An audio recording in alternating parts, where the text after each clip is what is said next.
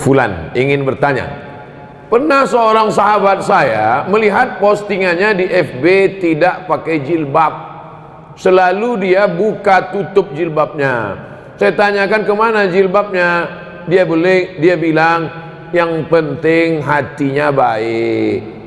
Bagaimana nih menurut Pak Ustadz? Saya khawatir nanti anak dia nggak pakai celana. Ini kan emaknya nih. Pepatah kita mengatakan kalau anak kencing berdiri, maka cucunya kencing maraton. Ini sekarang emaknya nih nggak pakai jilbab, nanti anaknya nggak pakai celana. Pas ditanya anaknya, kok nggak pakai celana? Yang penting hatinya baik.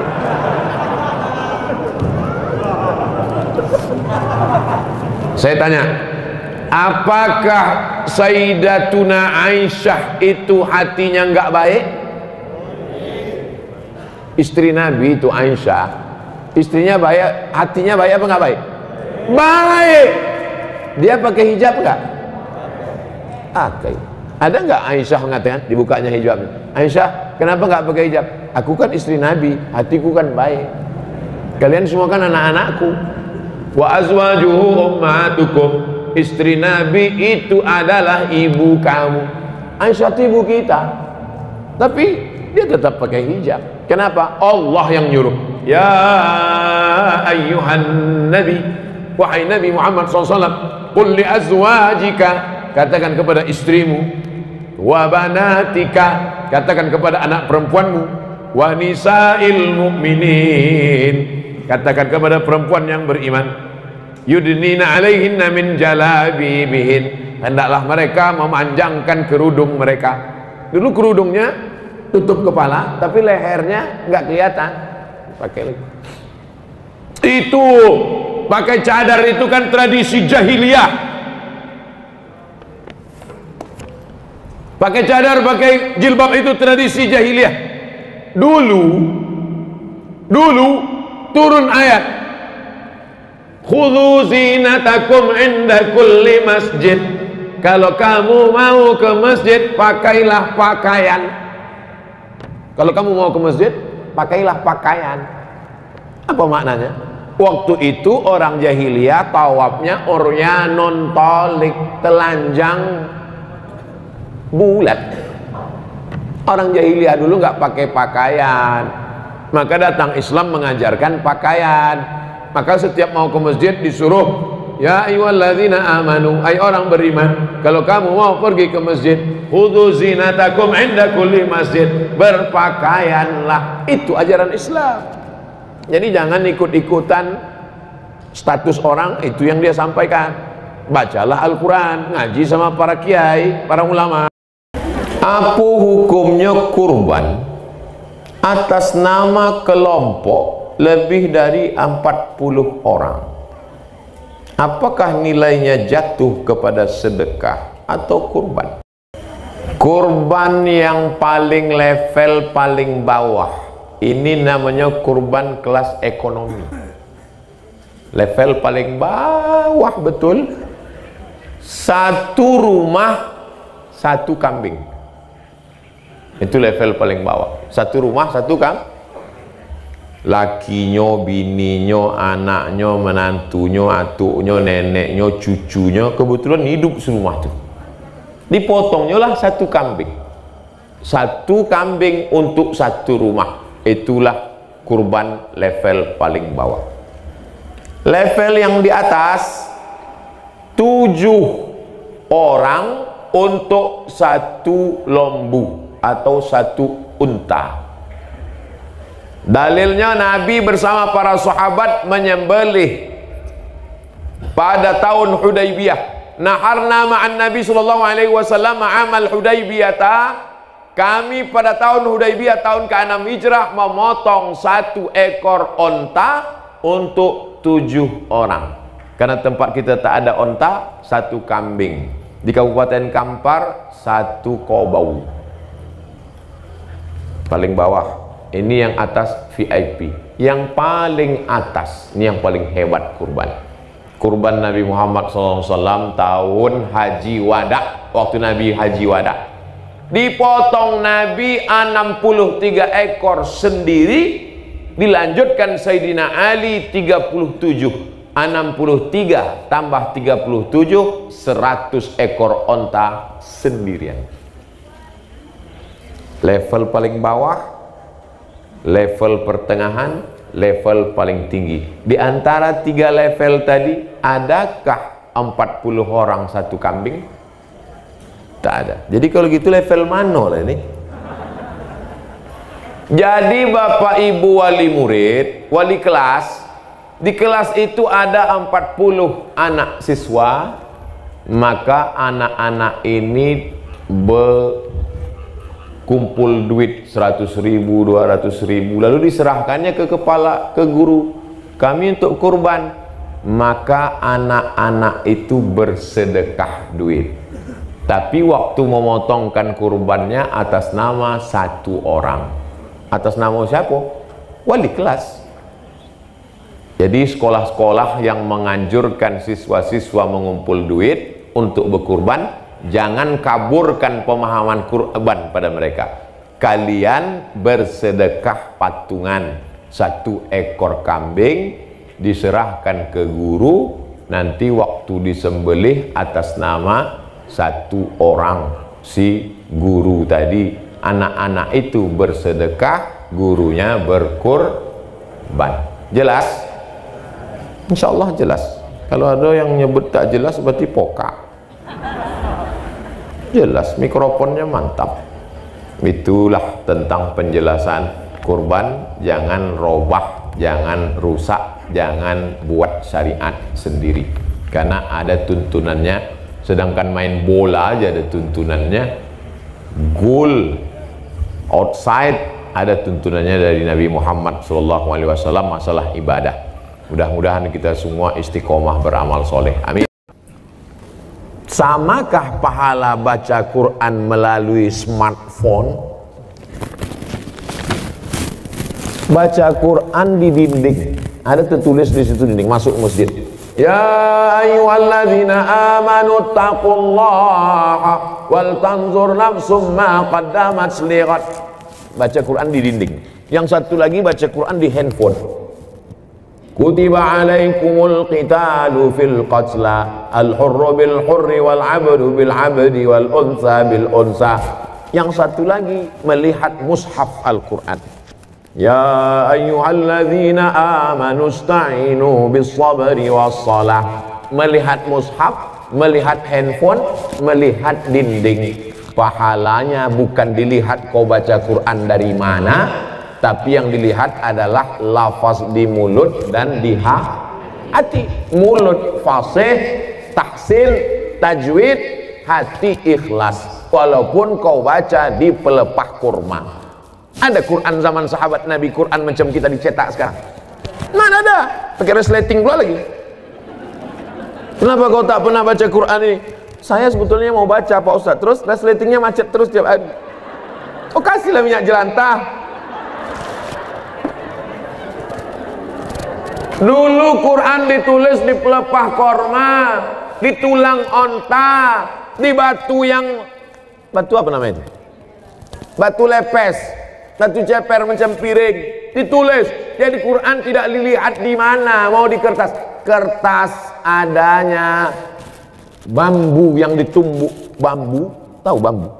Buluh, ditumbuk halus jadi bubur, dijemur. Itulah asal muasal kertas dari Cina. Lalu kemudian ada kertas satu lagi di Mesir, pohon bardi, tumbuhnya di tepi sungai Nil, disusun-susun melintang membujur, dipres pakai tanah liat, dijemur. Namanya kertas papirus. Kertas paling tua 2, satu dari Mesir, Fir'aun, satu dari Cina. Lalu kemudian barulah belakangan datang kertas masuk ke kota Makkah. Jadi Quran ditulis di kertas, di batu lepes, di tulang onta, di pelepah korma. Yang dilihat bukan baca di mananya, tapi yang dilihat adalah pelafazan mulut dan keikhlasan hati. Ini Qurannya bukan main lagi, mahal minta ampun. 30 juta harga Quran. diletakkan di lemari tamu di depan. Setiap tamu yang datang menengok macam menengok kucing. Bukan Quran itu yang mahal. Quran mahal adalah Quran yang dibaca. Seorang ibu mengajarkan anak-anaknya sambil masak pagi. Tak ditengoknya pun Quran itu sambil masak. Bismillahirrahmanirrahim. Wadduha wallaili idza saja. Ma wadda'aka rabbuka wa ma qala. Walal akhiratu khairul laka minal ula. Sambal belacan ditengoknya. Tapi Quran yang ibu ajarkan ke anak ibu itu, itulah yang dibawanya sholat. Usahakan ibu yang membacakan Al-Fatihah ke anak ibu. Supaya apa? 17 kali sehari pahalanya mengalir ke ibu. Ibu yang membacakan Fatihah ke dia. Yang belum membacakan, balik dari sini nanti, bacakan. Yang balik sekarang, nanti habis acara ini. Nak, baca Fatihah nak. Bismillahirrahmanirrahim. Itu hanya kurang halus sedikit. Bismillahirrahmanirrahim. Alhamdulillahi rabbil alamin. Rohnya kurang tebal sedikit. Luruskan bacaannya. Kapan kelingking ibu masuk ke celah kakinya saat mengajarkan dia berwudu, masuk air ke celah kaki? Kapan ujung jari ibu masuk ke celah telinganya saat mengajarkan berwudu? Kapan mulut ibu mengajarkan? Kapan tapak tangan ibu memegang pundaknya? Rata pundakmu nak. Jangan kepala kau macam menengok kuda jantan, menengok kuda betina. Jangan kepala kau ni menunduk macam menengok rumput. Rata nak. Kelak kita semua inilah yang akan dia kenang. Al-madrasatul ula. Ibu adalah sekolahnya yang pertama. Alhamdulillah ibu amalkan. Pahalanya mengalir ke ibu, mengalir pula ke saya. Tapi pahala ibu tak berkurang. Ibu tetap dapat 100, saya 120.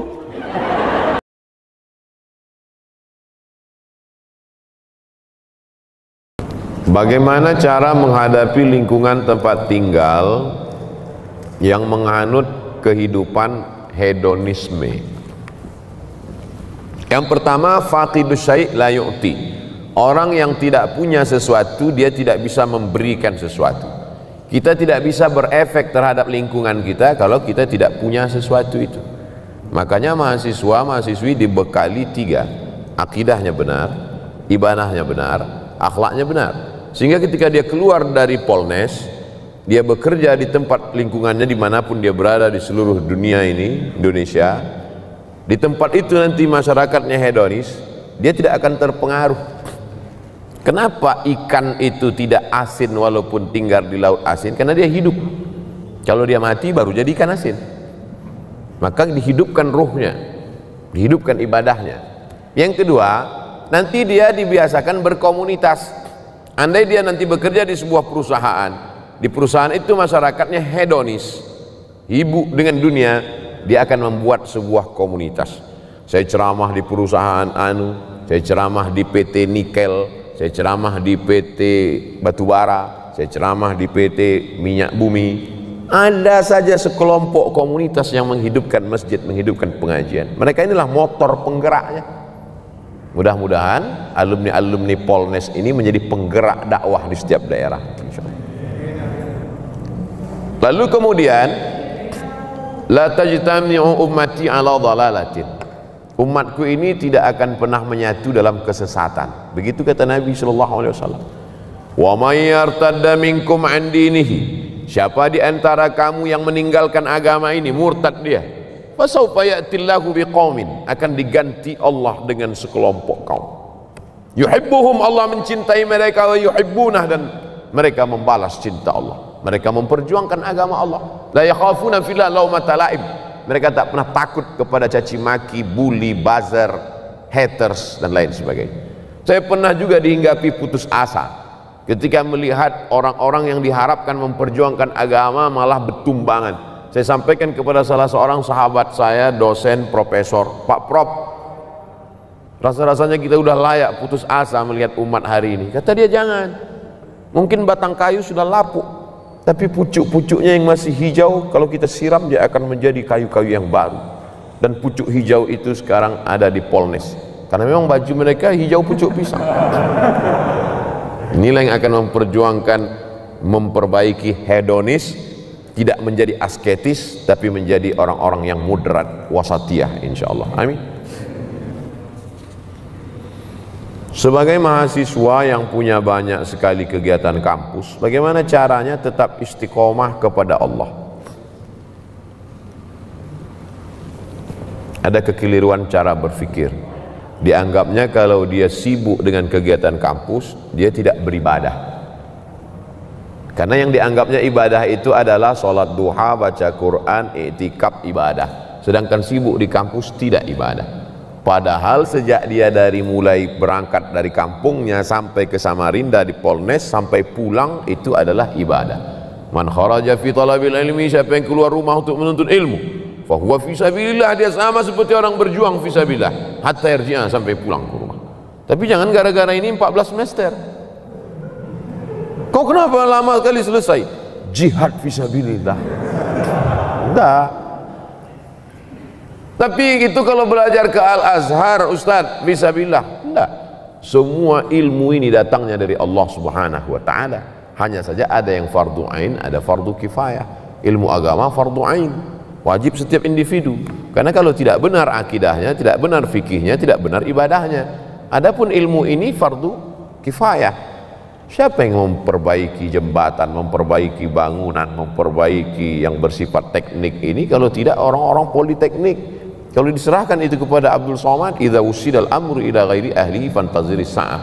Kalau diserahkan orang pada bukan ahlinya, tunggulah kehancuran. Tetap aktif di kampus, tapi jangan sampai melanggar aturan-aturan negara, melanggar aturan-aturan agama, maka itu bernilai jihad fisabilillah. Baca Qur'annya tetap, sholatnya jangan sampai tinggal. Bedakan antara ibadah dengan amal soleh. Sholat ibadah, baca Quran ibadah, zikir ibadah. Tapi engkau di kampus menuntut ilmu, kau bekerja nanti, maka itu adalah amal soleh. Menghadap Allah melalui dua. Faman kana yarju liqa'a rabbih, siapa yang berharap berjumpa dengan Allah, falyamal amalan salihah, hendaklah dia beramal saleh. Wala yusyrik bi ibadati rabbih ahada, jangan persekutukan Allah dalam ibadahnya. Ibadahnya benar, amal solehnya benar, maka total 24 jam tidurnya amal soleh. Bismika Allahumma ahya wa amut, sampai bangun makannya amal soleh. Allahumma barik lana fima razaqtana wa qina azabannar. Di kampusnya amal soleh. Kalau dalam WC, toilet najis, tempat setan aja bisa bernilai amal soleh. Bismika Allahumma inni a'udzubika minal khubuthi wal khaba'ith, keluar dengan kaki kanan, ghufranaka, bernilai amal saleh. Yang penting ikuti tuntunan sunnah Nabi Muhammad sallallahu alaihi wasallam. Yang terakhir, bagaimana cara mengetahui paham-paham yang tersesat dari Islam agar saya termasuk orang yang baik dan tidak tersesat? Dalam skala negara ada namanya mufti Mesir Syekh Ali Jum'ah dulu, mufti Malaysia Profesor Dr. Zulkifli dulu, sekarang sudah berganti, sekarang jadi Menteri Agama. Di Indonesia tidak ada mufti, tapi ada Komisi Fatwa Majelis Ulama Indonesia. Maka Majelis Ulama Indonesia mengeluarkan 10 kriteria aliran sesat. Tulis di Google 10 kriteria aliran sesat, enter, screenshot, like and share. Kalau kena pasal-pasal itu berarti sesat. Untuk skala negara. Untuk skala kampus, kemana saya bertanya? Fas'alu ahla dzikri in kuntum la ta'lamun. Tanya orang yang tahu. Dosen agama Islam, Ustadz Abdurrahman. Ustadz Abdurrahman, dua saja. Kalau tak Abdurrahman, Abdul Somad. Nah, Abdul yang lain. Jangan pernah mikir sendiri, baca sendiri, renungkan sendiri, nyasar sendiri. Karena kita ini lemah. Saya dalam bidang teknik tidak menguasai, maka kemana saya bertanya? Ke Polnes, orang politeknik. Mereka yang paling mengerti tentang itu. Bidang medis, kedokteran, ya tanyalah orang kedokteran. Jangan kita sendiri ambil jarum suntik, kita suntikkan. Ini obat manjur dari Jerman, satunya 5 juta. insya Allah anak ibu sehat. Seminggu tidak sembuh, komplain dia ke dokter. Kata dokter, ini obat impor dari Jerman harga 5 juta, kenapa anak saya nggak sembuh? Ibu buat gimana? Saya masukkan ke dalam bubur, saya suapkan ke anak saya. Salah bu, saya kemarin kan saya bilang masukkan ke dubur.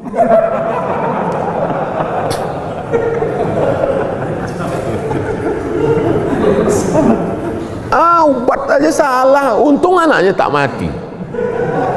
Ini true story, kisah nyata jamaah kita yang bekerja di rumah sakit menyampaikan ke pasien dia. Salah dengar pasien.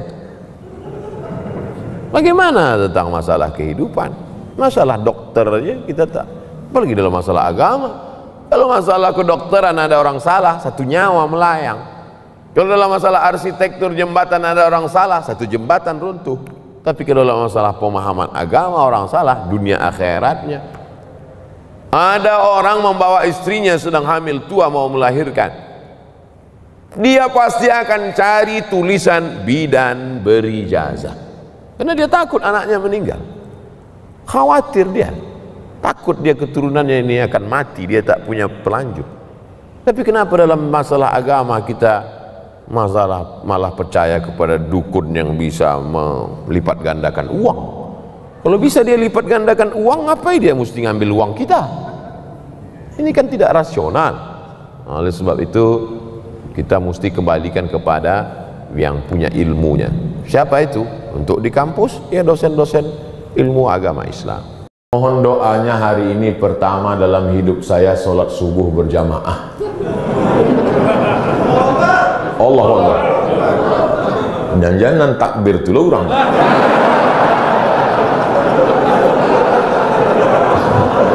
Saya sekeluarga betul-betul hijrah dan dapat menghafalkan ayat-ayat sholat. Allahu Akbar. Mudah-mudahan semakin banyak saudara, tetangga, kawan awak nan hijrah, dan Masjid Mujahidin Iko menjadi titik awal hijrahnya. Sebab Iko dibangun atas dasar keikhlasan. Dari keikhlasan hati orang nan membangun itu, menyebarlah keikhlasan itu ke dalam hati jamaah, dan orang nan sudah sembahyang di siko istiqomahnya sampai hari kiamat.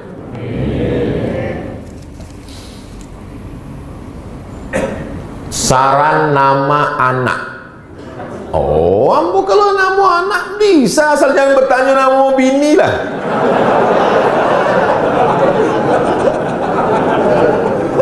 Nama anak nan padusi Nuaira. Nuaira artinya secercah cahaya, atau Vina Hanina. Hanina artinya kerinduan. Vina antara kami, suami istri, tiba-tiba datang anak yang dirindukan selama ini. Vina Hanina. Masya Allah, so sweet guys. Kalau laki-laki, udah antara kami berdua lah. Laki-laki banyak bisa. Mohon doa Ustaz, istri saya mau melahirkan, banyak-banyak ibu yang mau melahirkan sholat sunat. Kalau tak bisa tagak, duduk. Sebab dengan banyak bergerak itu mempermudah kelahiran, kata dokter SPOG, spesialis obgyn. Spesialis obgyn itu spesialis kandungan, bukan spesialis hantu. Spesialis obgyn, jin kok hantu, obgyn, SPOG. Maka banyak sholat sunat, dan banyak-banyak baca Quran, banyak-banyak bersolawat sambil masak nasi pagi. Sallallahu ala Muhammad, sallallahu alaihi wasallam, sallallahu ala Muhammad, sallallahu alaihi wasallam. Kalau berselawat, hati amaknya tenang. Kalau hati amaknya tenang, anaknya ikut. Maka ibu-ibu itu disuruh tenang ya bu, jangan stres. Kalau ibu stres, anaknya galau, lakinya sakau. Banyak selawat. Bagaimana menurut Buya nama anak saya Aminah Nuwairah? Masya Allah, itu nan Ambo Sabik, itu nan ditulisnya. Nuwairah Ambo Sabik tadi kan? Ampaknya Ambo lah dakik jadi wali kok. Wali murid. Nama anaknya Aminah. Aminah artinya perempuan yang amanah. Dari Aminah itulah lahir laki-laki Al-Amin Muhammad sallallahu alaihi wasallam. Nuwairah secercah cahaya. Ramadan lahir bulan puasa. Ulah mulai menunggu puasa baru nyetingnya. Boleh, rancak, mantap. Nyo buat 3 kok Aminah Nuwairah Ramadan supaya mudah untuk namo paspor 3. Anak Ambo 3 je mau buat namanya Mizian Haziq Abdillah, biar supaya mudah membuat paspor berangkit umroh. Datang COVID lah jadi umroh. Siapa sahabat Ustadz yang selalu ikut kemana saja Ustadz dakwah? Itulah nan selalu diupdate fotonya di Instagram tuh. Coba cari saya nan selalu ada situ. Itulah orangnya. Tapi masalahnya tim-tim Amboko nampaknya saja muda, mereka lah beranak beristri.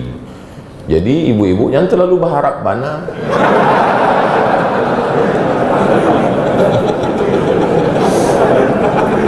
Ustaz, apa ube istiqomah? 3. Nampak tamu berjamaah. Sebab serigala hanya menerkam kambing yang memisahkan diri dari jamaah. Jamaah Majlis Mujahidin, jamaah FPI, jamaah Bikers Subuhan, jamaah mantan petato. Sebab mereka berjamaah biasanya karena ada kesamaan. Sama-sama suka motor, jamaah. Sama-sama suka sepeda ontel. Tidak akan mau sepeda ontel kau menyatu dengan jamaah motor. Yang ikut hingar-bingar, makin gadang suara makin hebat. Nanti kok silent sih. Tiba-tiba masuk ke parit. Nanti kok ada kesamaan. Jadi komunitas-komunitas Iko mesti dijaga. Kalau kami di Pekanbaru, komunitas Iko Ambo ajak pengajian setiap malam Sabtu K2 setiap bulan. Seluruh komunitas datang. Nanti Ustadz Somad buat pengajian iktikaf jam 2 sampai jam 3 malam pengajian. Jam 3 sampai jam ampe tahajud dan witir. Jam ampe sampai jam 5 zikir muhasabah, menangis, mengenang dosa awak. Baru sudah itu kajian subuh. Setiap Sabtu K2 tiap awal bulan. Komunitas-komunitas hadir. Lalu kemudian komunitas Iko diajak mengumpul bareh dari orang-orang yang mampu disalurkan kepada fakir miskin. Nah, jadi komunitas-komunitas. Ini komunitas mana? Kami komunitas bikers, gagah-gagah. Sanggup berapa ton bawa beras bulan ini? Oh, nantilah Ustaz. Jadi mereka ini relawan-relawan. Kalau cuma pengajian pulang, habis pengajian pulang, anak-anak muda ini kan bergejolak, nggak ada tantangannya, nggak bangkit adrenalin kami katanya. Oh, ini anak-anak muda ini mesti awak kelola. Kalau ndak awak kelola, dikelola oleh geng-geng yang lain. Saseknya, nauzubillah. Maka anak muda ini mesti awak kelola. Kenapa dari tadi Ustadz menyebut anak muda? Yang tua ndak usah dikelola nih. Sebab ini memang lah dake-dake.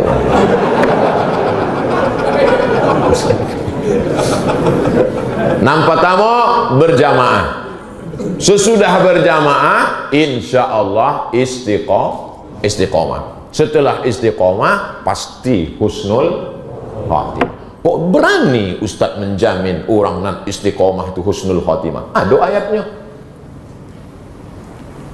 Alladzina qalu rabbuna Allah, orang yang mengatakan Rabb kami Allah, summa istaqamu, istiqomah ini, tatanazzalu alaihimul malaikah, turun malaikat. Waktunya akan mati, turun malaikat. Cek malaikat, alla takhafu, jangan kau takut, wala tahzanu, jangan kau sedih, wa abshiru bil jannati allati kuntum tu'adun.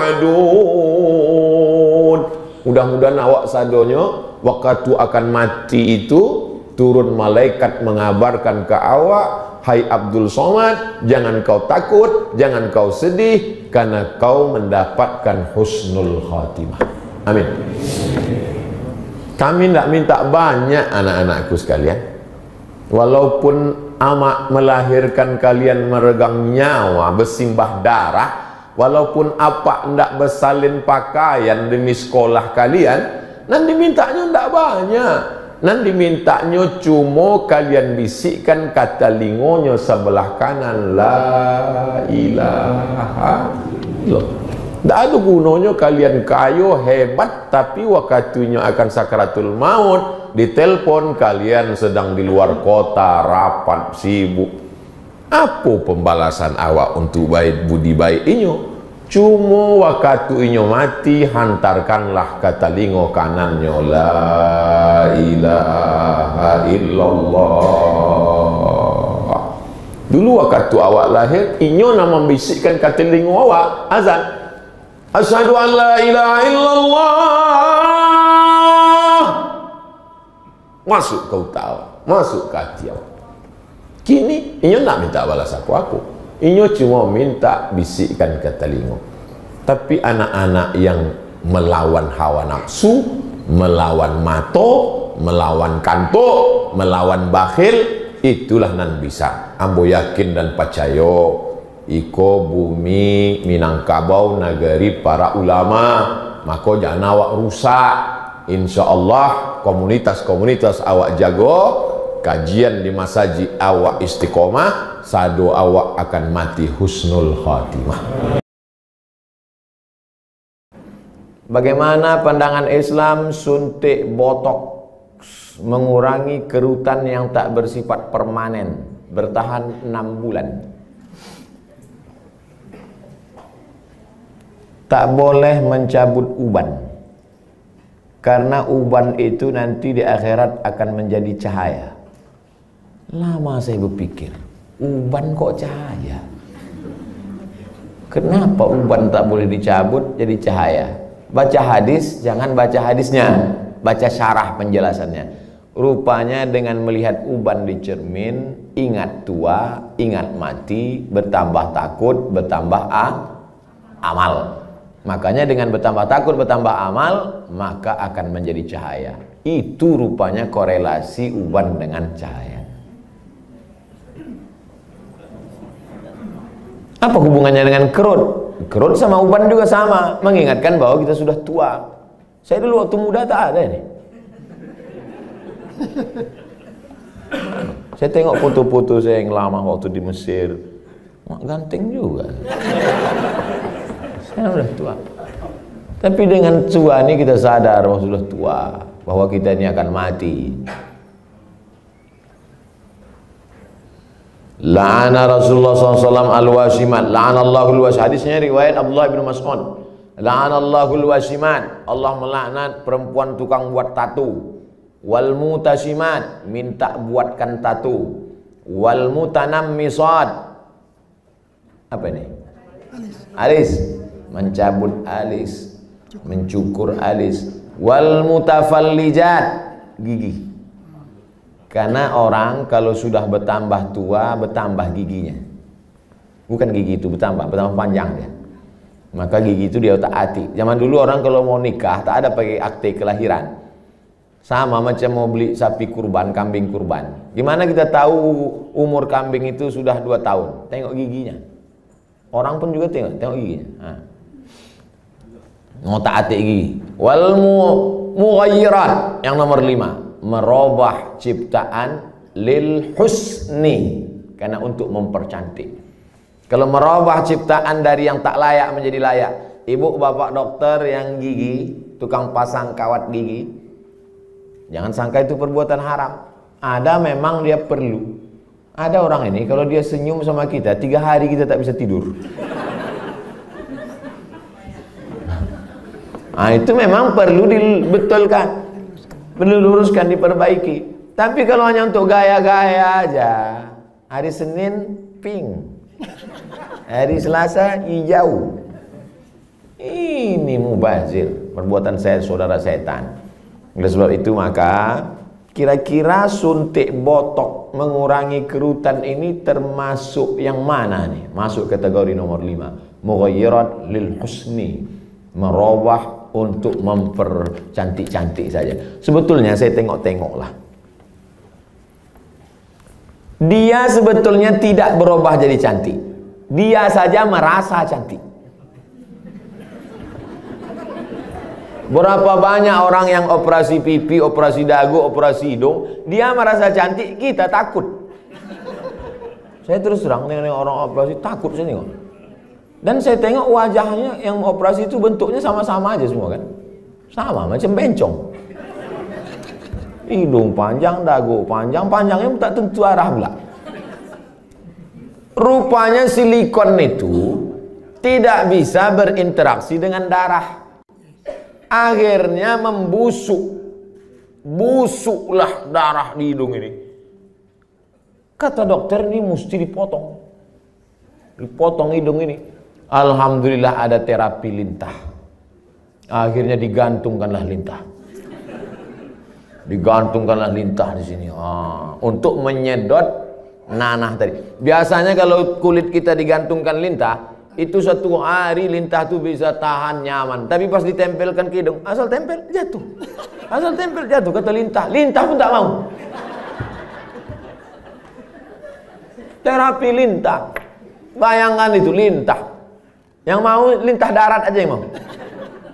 Saking kan busuknya hidung yang gara-gara silikon tadi. Wala udhillannahum, aku sesatkan mereka, kata setan. Setelah sesat, wala umanniyannahum, aku buat mereka berhalusinasi, berimajinasi. Apa kata setan? Kau cantik, kau cantik, kau cantik, kau cantik, kau cantik, kau cantik, kau cantik. Dia saja merasa cantik, orang merasa ngeri. Hai yang asik dibuat setan operasi, sesungguhnya kau saja yang merasa cantik, sesungguhnya orang merasa ngeri. Tapi orang nggak jujur. Gimana Jeng? Aku kelihatan cantik gak? Wow, amazing. Padahal dalam hatinya macam hantu aku tengok.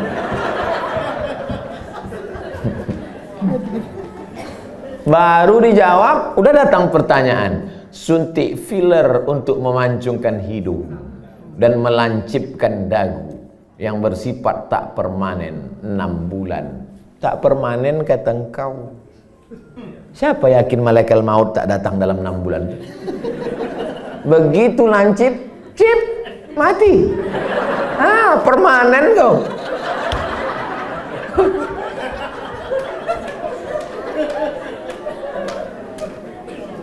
Kau cantik bukan karena dagu kau lancip. Kau cantik bukan karena hidung kau panjang.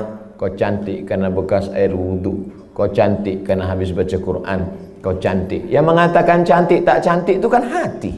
Betul? Bapak-bapak ganteng, ganteng, bininya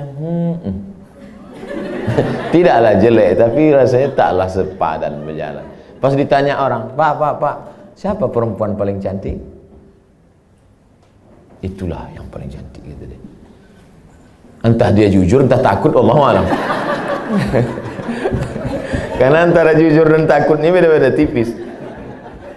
Tapi yang jelas kata dia, cantik itu membuat cinta atau cinta itu membuat cantik?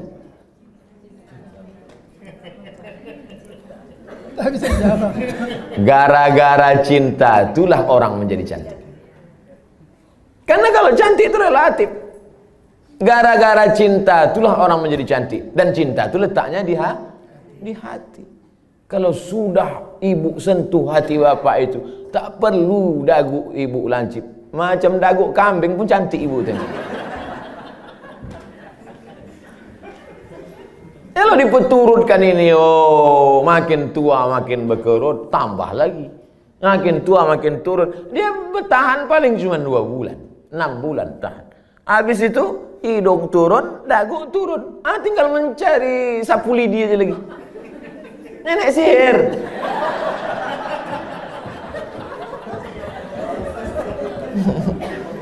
Berhentilah. Berhenti. Usah dipeturutkan ajakan setan ini. Yang mengerjakannya kan, Ustaz? Kalau perbuatan itu haram, maka yang melakukannya pun ikut haram. Orang yang memberikan fasilitasnya pun ikut haram, maka terjerumus dalam perbuatan haram kolektif. Saya kan cuma jual khamar. Saya nggak ada ngajak dia minum khamar, saya cuma jual aja Pak Ustadz. Penjualnya ikut kena, pembawanya ikut kena. Khamar itu 6 ikut kena. Penjualnya, pembelinya, yang menuangkannya ikut semua. Supirnya ikut kena. Security-nya ikut kena. Tarik benang untuk meniruskan pipi, bertahan setahun, masuk pasal 5 semua. Jadi Islam itu unik hebatnya, dia tidak menyebutkan 1, 2, 3, tapi menyebutkan secara umum dan terkait. Mukjizat ini Nabi disebut punya jawami'ul kalim, kalimatnya singkat tapi makna padat sampai hari ini bermakna. Apapun namanya, yang merubah ciptaan Allah bukan karena darurat, bukan karena tak layak, merubah yang tak normal menjadi normal boleh. Yang sudah normal dia taati menjadi abnormal. Nah,